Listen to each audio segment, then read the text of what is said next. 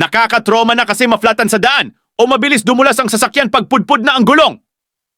Nakakatakot kaya nagpunta na ako ng FAM Garage para magpalit ng gulong. Ayan o, kita nyo naman super duper pudpud parang jowa mo. Chos! Inaalis na ni kuya yung luma kong gulong. Grabe, paano pa ito kakapit? Wala ng grip. Parang kayo wala ng grip kaya di na makapit. Nililinisan na mags ko at ang dami pa pala nila mags dito. Babalikan ko itong mga to, ang gaganda eh. Okay, so bago pa ako mawala, ayun na nga inaayos na ni kuya yung ipapalit sa gulong kong pudpud. Papalitan na ng Arrivo Rock Truck Mud Train para kahit sa putikan walang dulas. Oh, di ba? Ang bigat ba kuya?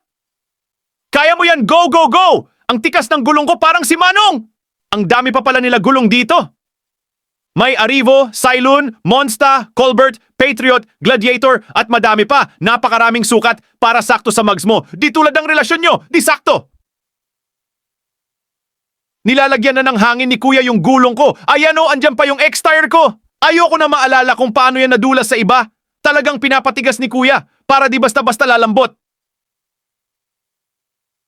At ayan na sinusukat na din para walang sayad. Mahirap yang may sayad. Ang saya ko nung makita ko nang umiikot-ikot yung gulong. Nice! Ikakabit na ni kuya yung gulong ko.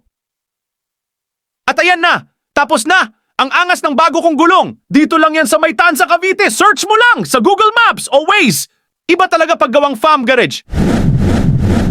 Promise!